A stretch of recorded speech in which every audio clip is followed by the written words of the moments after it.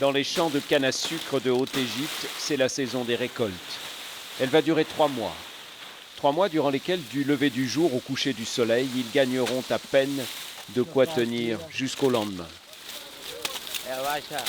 Pour tenter de se construire un avenir, beaucoup de jeunes Égyptiens vont devoir se résoudre à quitter les régions rurales où ils ont grandi.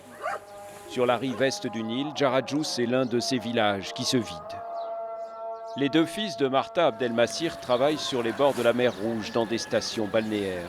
Son mari, lui, est au Koweït. Pendant longtemps, le gouvernement a donné du travail aux gens, des postes de fonctionnaires. Maintenant, tout ça, c'est fini. La plupart prennent la route de Luxor, du Caire ou d'Alexandrie. Les plus aventureux s'envolent pour les pays du Golfe. Ils reviennent pour se marier, fonder une famille, et puis ils repartent pour de longs mois. C'est grâce à l'argent qu'ils envoient que leurs proches survivent. Dans cet atelier de poterie, ils ne sont plus que 3 et tous ont largement dépassé la cinquantaine.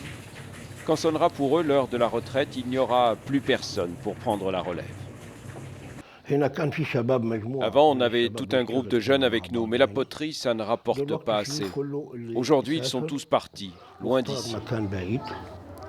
L'épidémie de coronavirus n'a pas épargné l'Égypte. Les conséquences économiques sont dramatiques. Le tourisme représentait 10 milliards d'euros de revenus en 2019. Jusqu'en mars dernier, Ihab Abaché était responsable de la lingerie dans un hôtel d'Hurghada. Depuis, il est au chômage technique et ne perçoit plus qu'un 1/5 de son salaire, 50 euros. Nous sommes entre les mains de Dieu et il prendra soin de nous comme il l'a toujours fait. Si les affaires ne redémarrent pas, s'il n'y a plus d'avenir dans le tourisme, je vais devoir chercher autre chose dans un autre domaine. Le Covid-19 n'est qu'une plaie de plus dans ce pays qui, en 10 ans, a déjà connu une révolution, un coup d'État militaire et l'effondrement de sa monnaie.